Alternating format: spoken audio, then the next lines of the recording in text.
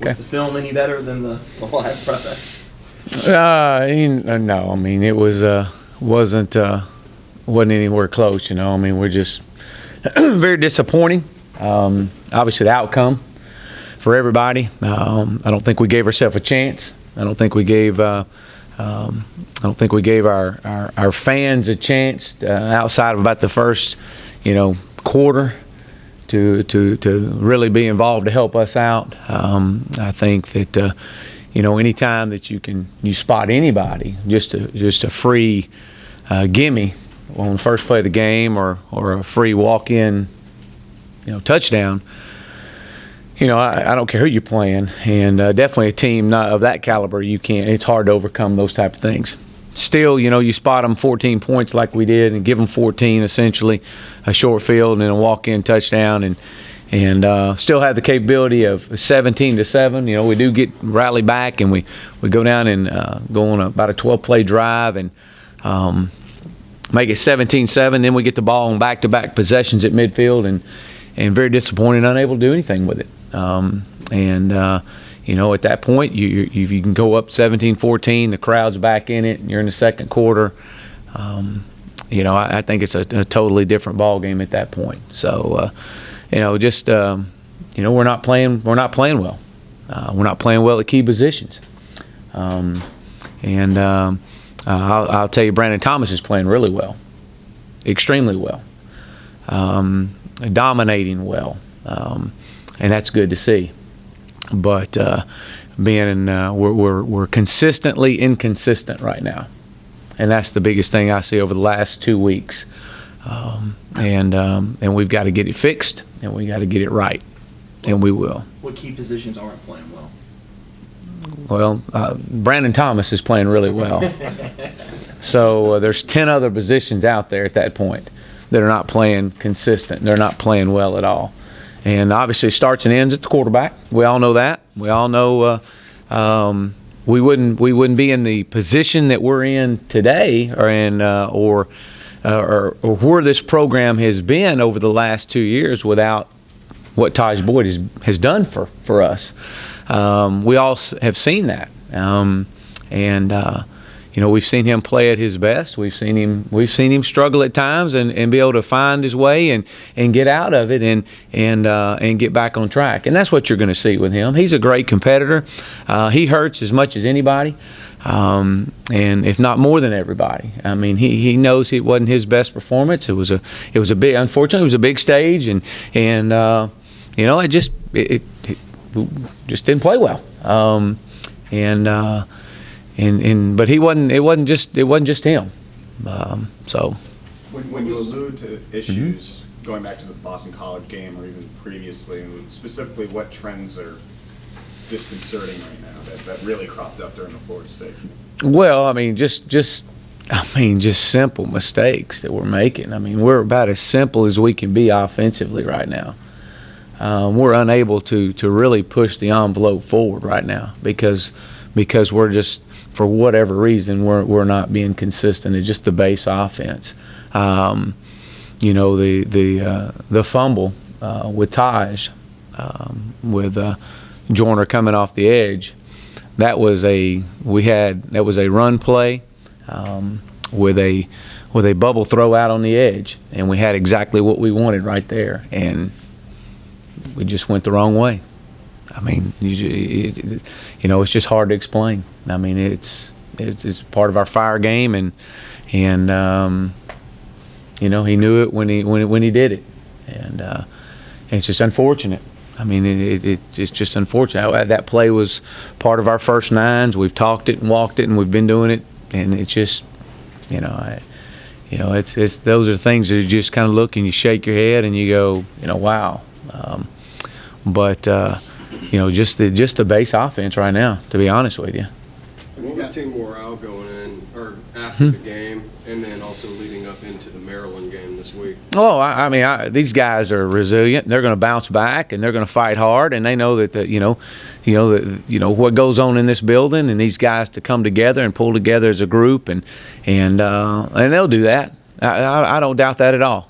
These guys have experienced get hit in the mouth and get knocked down, and you got to pick yourself back up. The season's not over with. We lost a game. We hadn't lost the season, and we got to find a way to get it back. We got to get to where we're playing more consistent, and we got to get Taj back to playing at what Taj Boyd is capable of doing, and what we've all seen him do. And when we do that, it's just a spark. And if it took this to wake us up and we go on and do what we're supposed to do, then hey, we'll look back on this as a defining moment and say, hey, it took that to refocus us. Now the season's not a wash. We're not going to pack our bag up and pick our balls up and go home. We're not. I mean, we're not going. That's not who these guys are. That's not what our coaches are about. Hey, this is just a step in the road. And we know we missed an opportunity last Saturday, and but we ain't gonna throw our hands up and quit. It's not gonna happen. What's Taj's disposition like over these last couple of days? Well, I mean, obviously disappointed. I mean, as you would expect, I'm very disappointed, and and understands that being a quarterback for Clemson, it's a big deal, and we've talked about it, and when being the quarterback, there comes a lot of good things that come along with it. He gets a lot of credit, a lot of undue credit, maybe credit he shouldn't got. And through the last however many games he's played, but it comes with the territory. It comes with the territory of being a quarterback. I mean, this is just part of it, and this is going to make him stronger. And hey, he knows he's fully aware of what he's got to do and what we've got to do to get this thing back going, because it all starts with us, starts with the quarterbacks. Did he have any explanations of things, maybe what he thought was happening on some of those plays that you just mentioned? No, I mean, he was just, it was just one of those nights, I guess, for him. Considering that he was so out of sorts even early on, I mean, was there ever? Well, he wasn't the only one. I mean, let's don't pin this thing all. I mean, I could have called a lot better plays. Okay, I mean, I called better plays. Right now we're operating with our base offense, and so it's not just on Taj. I mean, we could have blocked better up front. We could have ran harder. We could have blocked better on the edge. We had 6 drops in critical situations. Had a 2nd and 5 drop. We had a 3rd and 5 drop back to back, and then on 4th down he throws an interception. I mean, putting a lot of pressure on him by dropping balls. So it's not. We're very much an equal opportunity employer around here, and it is very much equally spread. That we got one guy playing well and 10 guys not. It's hard to get any consistent flow and getting any consistent rhythm. And we're 7 games into it, and and that's what's disheartening right now, and a little, to the point to where, these guys, it's time we got to get it together, and we got to become more consistent at all positions. I'm sorry? Brian, the other night you didn't know why he wasn't playing, or whatever. Yeah. When you went back, why wasn't Martavis on the field a certain time? He had 47 snaps, and I think Mike Williams had 37 snaps, and it's a flow. Coach Scott gets in a flow and puts those guys in, and and that's the way that's kind of the way it was, especially early in the game. Have the players been challenged as such that, again, they got pride. Our guys have pride, and they never gave up. They never quit. And that was good to see. I mean, there wasn't anybody walked off and just kind of gave lackluster effort. Our guys gave great effort. And so I'm very proud of that. And they know. I mean, again, it was a 1-game loss. It's not the season. And they know the great thing about this is we can respond and come together and do something about it. And that's what you're going to see. So has they been challenged? Absolutely, they've been challenged. As far as 10 guys on the field not doing what they need to do. Oh, they saw the film this morning. Absolutely, they can see that. They can see it, and those are things that we've got to get better at. Why do you think midway through the season, in an offense where there are so many experienced people back, that a base offense isn't working? I mean, why? Well, I just think there's a lot of inconsistencies right now from all over. Yeah. I mean, it's hard to put just put a thumb on it and say this is the reason why. But obviously, it starts and ends. I mean, it starts with our quarterbacks, and it works, and it filters for the offensive line, and you got to be able to protect this guy, and we got to be able to catch the balls on the outside, I just. Especially over the last 2 weeks, I should say. I mean, because we have done a lot of good things, and we've scored a lot of points early in the year, and just the last 2 weeks have been very disappointing. Scored 3 points in the first half, and 7 this past week, and so that's and have the opportunity at the ball in midfield with a score 17-7, and we're unable to get it in. I mean, I'm not going to sit up here and sugarcoat anything. I'm not going to lie to anybody. We didn't get it done. Period. Didn't get it done. And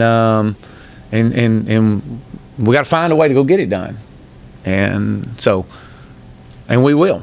With all the upsets of the weekend, do you guys still see a national championship, that type of thing, in your grasp? Well, I don't think there's anything we can control right now. I think we kind of, by losing the other night, we lost all control of what we can control.